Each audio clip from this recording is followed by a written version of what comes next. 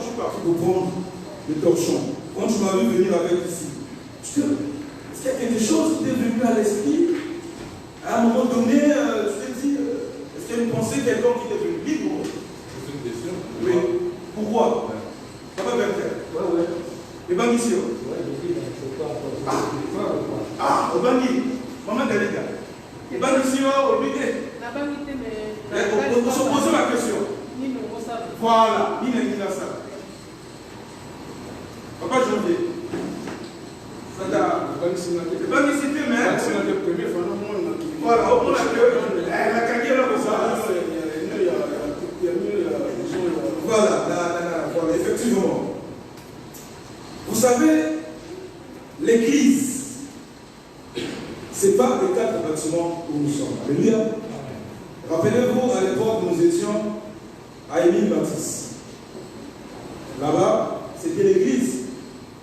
Lorsqu'on a quitté Émile Baptiste, on est venu ici, on appelle ce lieu aussi église.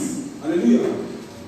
Mais quand j'étais chez moi, j'étais en train de méditer et je pense qu'ils sont nuances au niveau de Zahawa. De l'église, les amis, si alléluia. Église, les amis, l'ité manabiso. Alléluia. Au-delà, il y a l'ité manabiso. Église, les amis, communauté. Alléluia. C'est-à-dire que cette communauté, nous sommes là. Donc, on l'aura, ça ne l'est pas pasteur. Alléluia. On sera toujours appelé l'église. Amen. L'église, ce n'est pas l'adresse où nous sommes. L'adresse où nous sommes, c'est juste un lieu qui héberge l'église. Amen.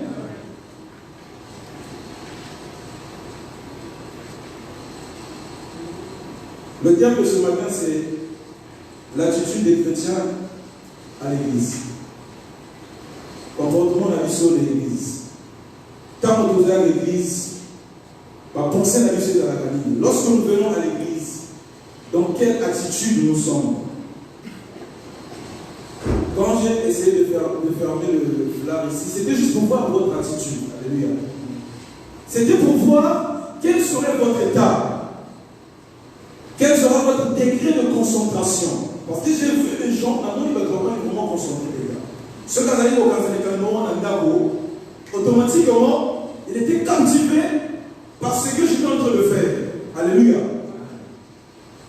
Ça veut dire qu'à un moment donné, tu es en train de penser, votre communauté harmonie, tu es en train de penser, quand je veux venir à l'église, mais tu es à l'église, tu es chrétien. Nous sommes venus à un rendez-vous. Un rendez-vous avec le Seigneur Jésus, qui nous a sauvés, qui nous a appelés à le servir. Mais tu vas comprendre qu'il y a des gens, ou encore nous les chrétiens, nous avons pris l'habitude, il y a en toute légèreté. Ça veut dire que c'est ça en fait. Nous venons dans la maison du Seigneur en toute légèreté. Donc, comme ça, au Messano. Ça veut dire que pour la plupart, nous n'avons plus, ça veut dire quelque chose qui est plus dans nous. Ça veut dire que pour ça, on est que nous avons continué l'église à voir, que maintenant, on tout est mais au Binanana à offrir de manière. Alléluia. C'est ça en fait. Ce que je voulais démontrer ici. C'est nous montrer que le chrétien, lorsque tu viens à l'église, quand tu rentres là, tu sais que tu vas être en communauté, nous devons être un en pensée, nous devons être un en esprit, et nous devons être en vérité. Alléluia. C'est vrai que, quand on a gagné, il y a eu beaucoup de pensées qui se sont mélangées. J'ai essayé de poser la question, je suis allé à la vanité, on se souvient le dit, oh, non, normal, on se souvient le dit, ah, oh, il faut faire les ça. Ça, c'est les pensées lorsque nous sommes dans le monde. Ça, c'est les pensées d'un homme normal. Alléluia. Un homme normal doit penser comme ça. Il y a différents types de pensées. Mais lorsque nous approchons devant le Seigneur, nous sommes connectés. Nous avons une même pensée. Alléluia. Seule la pensée de Jésus-Christ, Seigneur et Sauveur, doit régner dans nos esprits. Pour pouvoir passer à une vie agréable. Pour que la gloire du Seigneur puisse se manifester. Pour que l'Esprit du Seigneur, pour que le Saint-Esprit soit au rendez-vous. Pour que le Saint-Esprit pour se repérer, il faut penser au-delà de la différents types de pensées, tout est dans la hauteur. Pour que nous sautions dans la kanda, pour que nous sautions dans la stress, pour que nous sautions dans le souci. Mais la première des choses, lorsque tu viens à l'église, demande l'aide du Saint-Esprit, alléluia, sans lequel on ne peut rien faire dans l'église. Amen. Parce que le Saint-Esprit vous enseignera, le Saint-Esprit vous renouvellera l'intelligence, le Saint-Esprit vous donnera le don d'amour, le Saint-Esprit vous donnera le don de vous aimer entre vous. Sans le Saint-Esprit, nous ne pouvons rien faire. Lorsque tu viens à l'église, avant de faire toute chose, avant de faire prière, demande l'aide du Saint-Esprit. Première des choses. Je me suis vite emballé. Je n'ai pas salué la présence des hommes de Dieu en ce lieu. Et il n'est pas trop tard, je vais le faire. Avant de vous donner mon texte majeur de ce matin, je salue donc l'homme de Dieu, le pasteur Benjamin, pour la confiance qu'il m'a témoignée, pour passer devant vous et pour vous donner cette prédication. Alléluia. Pasteur, que Dieu te bénisse. Je bénis aussi sa femme qui le soutient dans le ministère. Je bénis tous les hommes de Dieu présents ici. Et je bénis aussi la présence du Saint. La présence du Saint. L'Esprit de Dieu vivant, sans lequel nous ne pouvons rien faire. Amen. Nous sommes dans le livre d'Ésaïe. Nous allons lire Ésaïe. Ésaïe 30. Versets 1 à 3.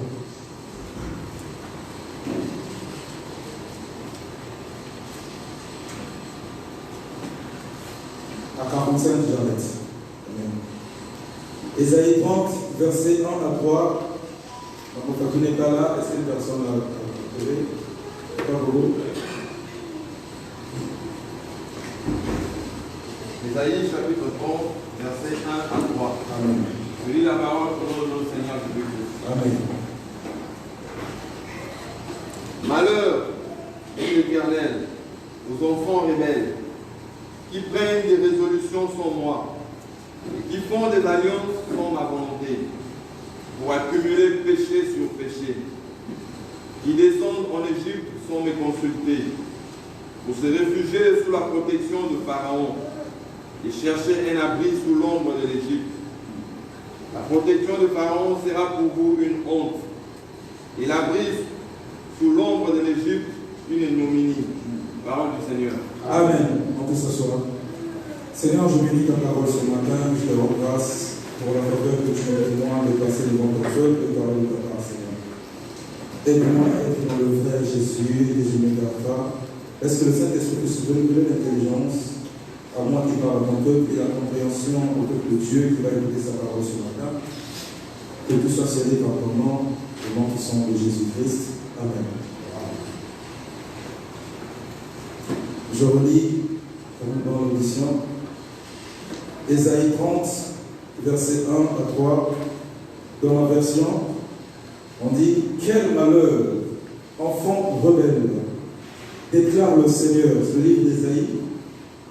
Ésaïe qui était un grand prophète du temps ancien. « Quel malheur, enfant rebelle, déclare le Seigneur. Vous élaborez des plans, ils ne viennent pas de moi. Vous concluez des alliances, je ne les ai pas inspirées. Vous accumulez ainsi une faute après l'autre. Vous faites le voyage d'Égypte, mais sans m'avoir consulté. C'est auprès du Pharaon que vous cherchez protection. C'est à l'ombre de l'Égypte que vous cherchez un abri. Mais, je dis, par son serviteur Ésaïe, mais la protection du Pharaon ne vous apportera que déception. L'abri que vous cherchez en Égypte tournera à votre humiliation. Alléluia. J'ai bien aimé ce passage. Ce passage montre ou témoigne un peu le reflet de l'Église aujourd'hui. L'Église aujourd'hui, je ne sais pas si toi aussi tu as remarqué ça, après une dizaine d'années à fréquenter les hommes de Dieu, à fréquenter l'Église, je suis en train de constater quelque chose. Il y a un frère qui avait chanté, tout est confondu, l'Église est dans le monde et le monde est dans l'Église. Seuls les vrais enfants de Dieu, les enfants de Dieu avertis, les enfants de Dieu ayant compris ce qui se passe, le danger qui guette les enfants de Dieu aujourd'hui, pourront comprendre cela et prier pour l'Église. Alléluia. Il y a les chrétiens, comme le dit le prophète Isaïe, ou encore les enfants d'Israël qui sont retournés en Égypte. Alléluia. Ils retournent en Égypte et par la suite, ils reviennent à Canaan pour séduire ceux qui sont restés à Canaan. Jeté à Canaan, tu retournes en Égypte. Une fois en Égypte, tu prends ce que tu peux prendre en Égypte, aux unions sont aux arabes d'Égypte, aux sommières à Canaan. Je vais illustrer. Tu es dans l'église sans pourtant être dans l'église. Il y a des frères et des sœurs qui sortent dans l'église sans pourtant être dans l'église. Il y a des frères et des sœurs qui écoutent la parole sans pourtant comprendre la compréhension de la parole et qui deviennent des mots pour l'église. Aujourd'hui, tu verras que dans l'église, il y a plus de personnes, des chrétiens dangereux que les gens dans le monde. Dans l'église, les gens ont cette facilité. Comment toi tu es chrétien? Je me prétends chrétien, je viens à l'église pour prier. Or, le grand commandement que Dieu nous a laissé sur la terre, si je ne me trompe pas dans le livre de Jean 15, le verset 12, Jésus dit, je cite, aimez-vous les uns les autres comme moi je vous ai. Aimez-vous les uns les autres comme moi je vous ai aimé. Donc, lorsque tu viens dans l'église, tu peux avoir l'atmosphère d'amour. Mais tu vas comprendre qu'il y a des chrétiens qui se mélangent aux frères, qui prennent la division. Il y a des chrétiens qui se mélangent aux frères. Pour un rien, ils se fâchent. Des chrétiens qui se mélangent aux frères. Parce qu'on t'a dit X, toi, on t'a dit A, toi tu vas jusqu'à Z. Sans pourtant avoir le discernement du Saint-Esprit. Sans pourtant chercher à savoir pourquoi est-ce que le frère ou la sœur est arrivé à cela. C'est-à-dire qu'on se crée des divisions entre nous dans l'église. C'est comme si on était dans le monde. Or, l'église est un endroit où une personne doit venir trouver la paix. L'église est l'endroit où une personne doit venir trouver l'amour. Or, je suis dans la Motricosos dans Moabi, la terre c'est l'église. L'église est une communauté. Une communauté doit vivre non seulement charnelle, mais spirituellement. Car la Bible déclare les vrais adorateurs, c'est-à-dire toi et moi, sont ceux-là qui adorent le Père en esprit et en esprit et en. Si toi et moi ne sommes pas d'un même commun accord en esprit, nous ne pourrons pas adorer le Père. Et si nous n'avons pas adoré le Père, nous attristons le Saint-Esprit. Et si nous attristons le Saint-Esprit, l'Esprit qui est disposé d'accomplir les miracles parmi nous ne pourra pas entrer en contact. Parce que le Saint-Esprit est attristé. Car toute chose est déclenchée par le Saint-Esprit. Le Saint-Esprit, c'est lui qui nous fait rentrer dans une autre dimension. Le Saint-Esprit, c'est lui qui nous emmène en hauteur. Mais si on a un commun accord, il y a des choses de la division, nous ne pourrions pas monter en esprit. Et lorsque nous montons en esprit, on s'arrête par là. Alléluia. Est-ce qu'il y a une personne qui me suit? Amen. Ici, je parle du comportement des chrétiens dans l'église.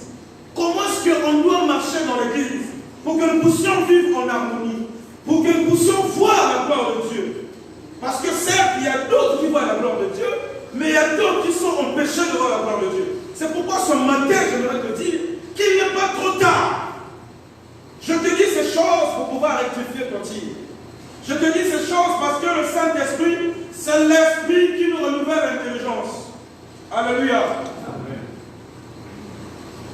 Les vrais adorateurs, c'est-à-dire toi et moi, nous sommes ceux-là qui adorent le Père en esprit et en vérité. Mais c'est quoi l'esprit? C'est quoi la vérité? Comment est-ce que les gens peuvent monter en esprit? Comment est-ce que les gens peuvent monter en vérité?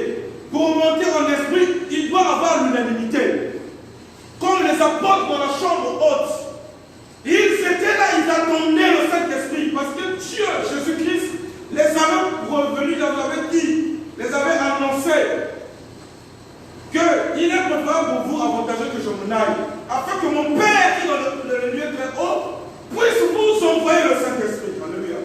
Mais pour qu'ils arrivent au niveau que le Saint-Esprit descende, il fallait qu'il y ait une atmosphère. Alléluia. Et l'atmosphère se vit dans la communion. Alléluia. Une église là où il n'y a pas la communion fraternelle, une église là où il n'y a pas la fraction du pain, une église là où il n'y a pas les enseignements, une église là où il n'y a pas la prière, ce n'est pas une église. Ce n'est pas une communauté. Ce n'est pas une communauté. Et comme une association. Alléluia. C'est pourquoi tu vas voir une personne qui rentre ici fâchée, il ressort fâché. Parce que tu n'as pas compris à quel endroit tu mets ton pied. Nous ne comprenons pas. Lorsque nous venons à l'église, nous ne comprenons pas à quel endroit nous mettons les pieds. Pour que l'église puisse bien se passer, il faut l'effort de toi, il faut mon effort. Ton compliment, on va dire, le Christ t'amène à la culture. Mais toi, tu as fait quoi pour que le Christ t'amène à la culture? Pourquoi nous laissons la responsabilité au Mokam? Mokam et Kami, nous sommes bien. Mais toi, tu as fait quoi lorsqu'on te demande d'adorer? Moi, j'ai fait quoi lorsqu'on me demande d'adorer? Quelle atmosphère que j'apporte? C'est vrai que dans l'unanimité, on est très assuré. Sauf que maintenant, il y a une deuxième d'adoration. Dans le calme. On va essayer. Yosan Sambe, Yosan Sambe. Chante avec moi. Yosan Sambe, Yosan Sambe. Encore? Yosan Sambe, Yosan. Chante avec eux. Alléluia.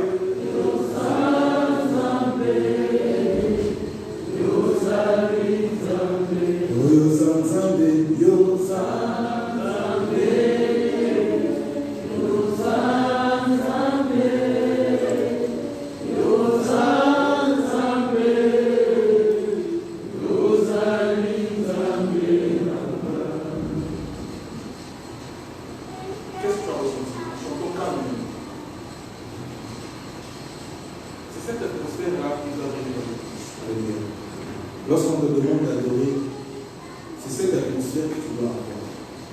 N'attends pas les musiciens pour adorer. Parce que les musiciens, eux, ils font leur part. N'attends pas celui qui est à tes côtés qui puisse adorer pour que toi aussi tu puisses adorer. Lui aussi, il est en train de faire sa part. Méfiez-vous, méfiez-vous. Esaïe est en train de dire, malheur, dit l'Éternel, à ces enfants qui partent en Égypte sans pourtant le conflicter. L'Égypte, c'est quoi? Il y a des gens, leur témoignage, leur façon de marcher montre qu'ils sont devenus les enfants de Dieu. Alléluia. Moi, le frère Farel, tu fais que je chante à l'église, tu fais que je prêche à l'église. Si je vais quelque part, on l'appelle communément dans le monde, si je vais, j'ai des amis qui ne sont pas des chrétiens, je dois avoir un témoignage. Alléluia. Est-ce que vous comprenez ce que je veux dire dans le livre d'Ésaïe? Le livre d'Ésaïe, c'est un livre qui s'adresse aux enfants d'Israël, mais qui nous met en garde, nous les enfants de Dieu, de l'ère actuelle. Amen. Je vais me dire, mais ça s'est passé au temps de l'Ancien Testament, c'est le prophète Ésaïe. Non. Dieu est souverain et il est souverain. Dieu n'a pas changé. Alléluia. Ce qu'il a défendu dans l'ancien temps, si dans le nouveau temps, il n'a pas aboli, cela reste valable.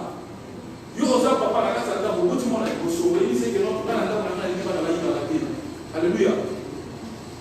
Si tu ne le dis pas, au troisième poste que tu as au robot, déjà la date va dire non, papa, alors là, alléluia. Déjà la date automatiquement, vous savez que Papa, il n'aime pas les gens qui volent. Papa, il n'aime pas le mensonge. Alléluia. Avec Dieu aussi, c'est comme ça. Il y a des choses qu'il a recommandées aux enfants d'Israël qui sont valables aujourd'hui à notre ère. Amen. Amen. Que nous, enfants de Dieu d'aujourd'hui, nous devons mettre en application pour vivre dans la conformité de la parole. La parole qui est Jésus-Christ de Nazareth. C'est quoi cette conformité? C'est de respecter. Respecte ton statut d'enfant de Dieu. Alléluia. Amen. Respecte ton statut d'enfant de Dieu. J'étais parti à Lyon pour un mariage. J'arrive, je sors de la voiture, je vois les frères, je salue les frères. Tout de suite, je vois le frère qui s'approche de moi. Alors ça fait longtemps. Là, la Tunisie, nous avons reçu des prières la Tunisie. Mais après, en France, ici, on ne se voit pas. Mon frère, tu vas continuer? Bon, c'est pas grave. En France, ici, on ne se voyait pas. Et quand il m'a vu, tout de suite, il m'a dit bonjour mon frère, ça va, oui. Et la famille, ça va, oui. Il m'a dit j'ai entendu dire que tu es devenu pasteur. Vous voyez le témoignage? Là, je suis dans le monde. Il me dit j'ai entendu dire que tu es devenu pasteur. Je dis non, mon frère, je ne suis pas pasteur. Je suis juste un frère à l'église qui fait la volonté de son père. Je ne suis pas encore pasteur. Je dis ah, c'est bien. Le témoignage que tu portes, l'attitude que tu portes, déterminera la force de l'église. Alléluia. Amen. Vous savez, les hommes jugent facilement et vite. Ne donne pas cette opportunité aux hommes de nous juger. Peuple de Gethsemane, ne donne pas l'opportunité au monde de nous juger Gethsemane à cause de ton attitude. Alléluia. Et l'attitude exemplaire. Au contraire, laisse que les gens du monde puissent comprendre que nous, ici à Gethsemane, nous prions le Dieu vrai et véritable.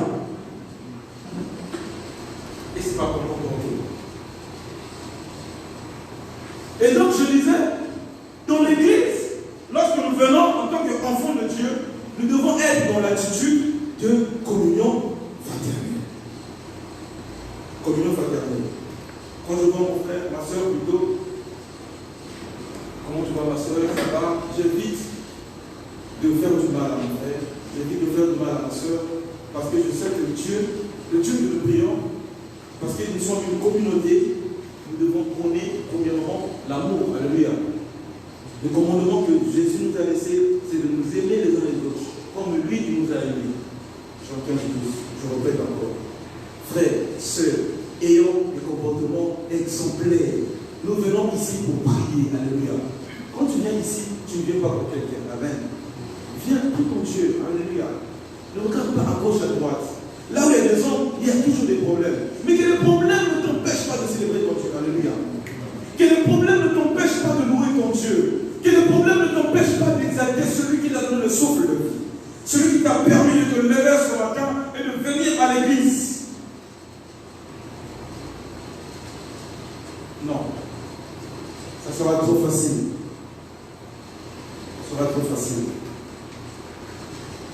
Malheur. Malheur. Malheur à ces enfants-là qui sont enfants de Dieu, qui ont la peine, mais qui retournent en Égypte. Qui vont prendre des choses en Égypte et qui ramènent dans l'église pour affecter l'église. Sois prudent, mon frère, sois prudent, ma soeur. Alléluia. Alléluia. Est-ce qu'il y a quelqu'un qui me suit ce matin? Amen. Dieu m'a venu à cœur de vous parler de ces choses pour nous encourager, pour nous donner la force, pour nous dire que ce qui prime lorsque nous venons à l'église, ce n'est pas les gens. Ce n'est pas ce que les gens disent. Alléluia. C'est ce que toi tu viens chercher auprès du Père. Amen.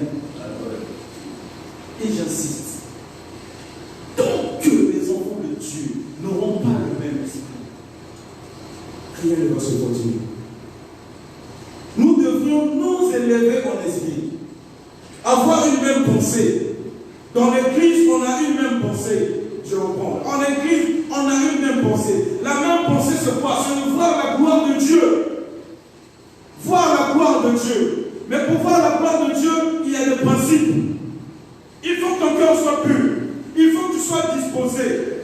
Parce que si on n'est pas disposé, on ne va pas monter en esprit. Et si on n'est pas, on monte, même si on montait en esprit. Parce que les enfants de Dieu montent en esprit, les païens aussi montent en esprit. Vous savez lesquels païens j'ai envie de parler ici.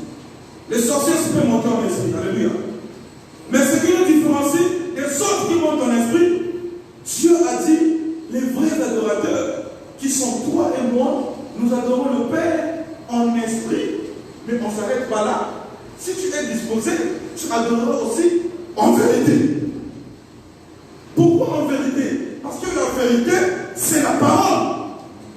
Parce que celui qui connaît la parole, facilement il monte en esprit. Et la parole, c'est qui? La parole, c'est Jésus-Christ. C'est lui le chemin, la vérité et la vie. Donc si tu veux voir la gloire de Dieu, il y a un seul chemin. Jésus nous demande de monter. C'est-à-dire que monter, c'est quoi? De s'oublier. S'oublier, c'est quoi? D'enlever les pensées négatives qui animent ton intellect. Ma tradition, il y a ma paix. Je suis un pécheur, on va adorer à mon matin. Quand on va annuler un mot, on connaît qu'on canisa ensemble dans tout. Ceux qui papa Béata sont ensemble dans tout, frère sont ensemble dans tout, papa sont ensemble dans tout, pasteur sont ensemble. Bisogno surtout, ton commis, l'isanga, ton commis, l'ibokeh. Là, nous sommes maintenant en esprit. Mais parce que nous sommes en esprit et que notre esprit est orienté vers Dieu, pour nous aider à arriver vers Dieu, nous associons quoi? La vérité. Parce que lorsque nous avons la vérité, nous sommes affranchis. Alléluia. La personne qui est affranchie, c'est cette personne-là qui, lorsqu'il monte, il est disposé à rencontrer son Dieu et à vivre la gloire du Seigneur.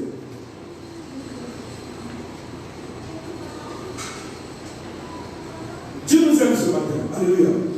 Dieu t'aime ce matin, c'est pourquoi tu te parles ces choses. Si ça paraît difficile pour toi, que Dieu t'aime. Si ça paraît difficile pour moi, si c'est trop compliqué, que Dieu nous aime. Mais je pense que je suis en train de simplifier les choses. Parce que le pasteur m'avait dit, quand tu prêches, sois dans la facilité pour la meilleure compréhension de tout le monde. Est-ce qu'il y a une personne qui nous comprend ce matin? Est-ce qu'il y a une personne qui comprend ce de quoi je suis en train de parler ce matin? Ce matin, je suis en train de parler d'un chrétien dans l'église. Alléluia. Le comportement que le chrétien doit avoir dans l'église. C'est-à-dire dans l'église, nous devons vivre en communauté. C'est quoi la communauté? La communauté, c'est être un en esprit et en vérité. Alléluia. Lorsque nous adorons, si nous sommes un en esprit et en vérité, tu vas voir que facilement les gens qui parlent en langue. Tu vas voir que facilement il y a des gens qui sont guéris. Tu vas voir que facilement il y a les dons qui se libèrent. Alléluia. Et ça, c'est très important pour la vie de l'église. Pas l'église de Gethsemane, mais le corps de Christ. Alléluia. Nous avons besoin de ces choses-là. Dans le livre de Galates, je vais vous asseoir, je vais lire. Qu'est-ce que Galates nous dit? Galates 5, le verset 1 d'abord nous dit: le Christ nous a libérés pour que nous soyons vraiment libres, d'aimer bon.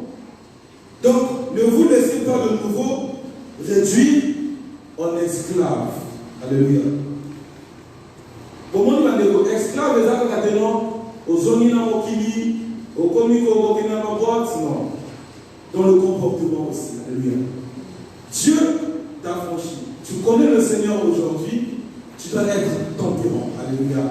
Tu dois t'efforcer à être tempérant. Tu dois t'efforcer à avoir une manière de vivre dans la communauté. Le verset 7, toujours de Galates, il me reste 5 minutes. Le verset 7, vous avez pris un si bon départ qui a brisé votre élan pour vous empêcher d'obéir à la vérité. Vous avez pris un si bon départ qui a brisé votre élan pour vous empêcher d'obéir à la vérité. Vous allez comprendre avec moi ici que lorsque je suis en train de donner ce message, je ne m'adresse pas à l'église d'Etsemane. Alléluia. Je m'adresse au corps de Christ que nous sommes à l'église. Alléluia. Je m'adresse à l'église universelle. Parce qu'aujourd'hui, il y a beaucoup de choses que nous vivons dans l'église. Il y a des gens qui ont commencé le service, mais pour rien, ils ont abandonné. Imaginez, je peux te parler avec le frère Bobo une fois, j'ai dit, imaginez-moi aujourd'hui qui vous parle, vous connaissez ma position dans l'église, et que demain je décide, je dis, bah, écoutez, à partir d'aujourd'hui, je ne veux plus modérer à l'église, à partir d'aujourd'hui, je reste à la maison. Quelle serait votre attitude? Il y aura des gens qui seront tristes, alléluia. Regarde, quand tu viens à l'église, même si tu ne chantes pas, même si tu ne modères pas, même si tu ne fais pas le protocole, tu évangélises. Nous, aux alliés pour évangéliser, alléluia. Parce qu'il y a des gens, lorsqu'ils te voient à l'église, il est en joie. Te voir à l'église est une motivation pour lui, alléluia. Lorsque je vois maman qui était à l'église, je suis motivé à venir à l'église. Bien que je veux bien venir à l'église, lorsque je vois maman venir à l'église, je suis motivé. Je sais qu'il y a des vaillantes et des vaillants qui sont à l'église, alléluia. Ça aussi, ça donne la force à notre pasteur. C'est aussi une façon d'évangéliser. Tu es en train d'évangéliser. Lorsque je vois mon papa Bobo, s'il fait 2 mois et qu'il ne vient pas à l'église pour nous donner les communiqués ici, nous allons commencer à nous poser des questions. Ceux qui commencent à nous dire, où est passé le frère Bobo? Mais pourquoi on se pose cette question? Parce que nous savons qu'il est important là où il est. Tout comme toi tu es important dans l'église, chaque membre dans le corps du Christ est important. Nous sommes un et nous formons le même corps. Alléluia. Pour la gloire de Jésus. Il y a d'autres qui sont la tête, il y a d'autres qui sont les yeux, les autres qui sont les mains. Mais tous, nous sommes le corps du Christ et pour la seule gloire de notre Seigneur Jésus.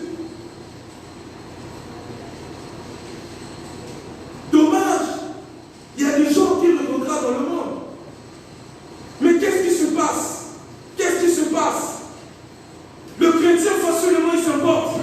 Le chrétien, facilement, il s'emporte dans la tension. Il s'emporte dans la colère. On a vu plein d'informations. Le chrétien avec le païen. C'est quoi la différence entre toi qui as reçu le Seigneur et la personne qui n'a pas reçu le Seigneur? Si toi, pour un rien, tu te fâches, le païen aussi, pour un rien, il se fâche. Il y a un frère qui m'a dit, Nassam de la raté, mais soit on a un problème d'un païen, ou un problème d'un chrétien. C'est un païen qui dit ça. C'est qu'il a constaté quelque chose. Et cette chose, c'est toi et moi qui devons la changer. Il faut qu'on change la façon de servir le Seigneur. Il faut qu'on change la façon de vivre en communauté dans l'église. Il faut qu'on change la façon. Ne regarde pas toujours à l'autre pour changer là où tu es. Pourquoi vous allez pas changer alors que vous avez la capacité de changer ici à vos amis? Toi et moi, nous sommes ensemble dans une maison. La maison est sale. Si moi je ne la nettoie pas, si toi tu es conscient que la maison est sale, mais nettoie là. Quand déménagez, quand vous assumez vos sources, si tu as la possibilité de la nettoyer, nettoie la maison. C'est ça l'église. L'église doit se soutenir, le corps du Christ. Je parle du corps du Christ. Partout dans le monde, nous devons nous soutenir. Prenons d'abord la parole de Dieu. Arrêtons avec la distraction. Parlons de Jésus. Enseignons Jésus. Jésus est la vie et la vérité. Tout homme qui a reçu le Seigneur est réellement libre et affranchi. Toutes choses anciennes sont passées. Tu es devenu une nouvelle créature. En tant qu'une nouvelle créature, tu aspires au nom de Saint-Esprit, qui sont la connaissance, l'intelligence, le pardon. Le pardon doit être ton mode de vie. Pourquoi nous venons à l'église? Lorsque tu vois le frère Farel, tu as la haine pour ce qu'il t'a fait il y a 3-4 ans par celui de cela. Pourquoi quand lorsque je vois Papa Bertin, j'ai la haine face à Papa Bertin? Pourquoi dans l'église, Dieu nous prend de l'amour, Dieu nous prend de l'humilité? Pourquoi quand tu viens à l'église, tu es toujours orgueilleux? Tu ne veux pas servir, tu ne veux pas écouter les hommes de Dieu pour l'avancement de l'église. Dieu résiste aux orgueilleux et il fait grâce aux humbles. Si tu veux être élevé, peu importe. Ici, je ne te parle pas d'élévation matérielle. Je te parle d'élévation spirituelle. Toute chose passera, mais ton âme ne passera pas. Si Dieu venait maintenant là, tu es sûr d'hériter le royaume des cieux? Sommes-nous sûrs d'hériter le royaume des cieux avec le comportement que nous allons prendre en Égypte et nous ramenons dans l'église? Sommes-nous sûrs d'hériter le royaume des cieux maintenant là? Jésus nous demande de rectifier le tir, de servir Dieu humblement, dans l'humilité.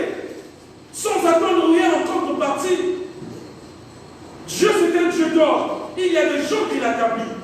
Là où il y a des gens, il y a toujours de l'ordre, il y a une hiérarchie. La hiérarchie dans cette église, il y a l'ange de Dieu que Dieu a placé dans son église. Et tout le monde est derrière lui.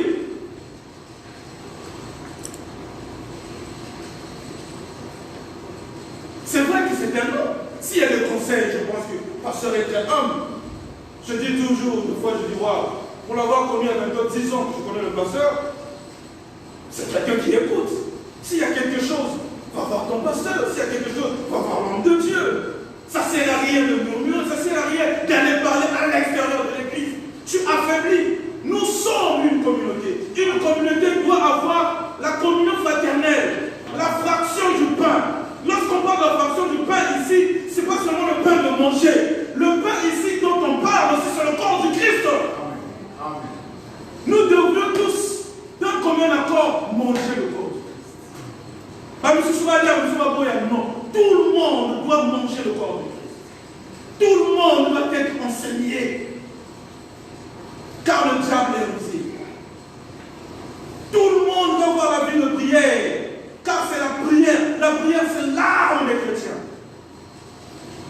C'est ça qui va te défendre face à l'ennemi. C'est ça qui va te défendre face à la tentation. C'est ça qui va te... La prière, la communion fraternelle, la fraction du pain, les enseignements, la prière, ça, c'est l'emblème de l'Église. Et je dirais même pour aller plus loin, l'Église Gethsemane. Que Dieu vous bénisse et que Dieu bénisse sa parole.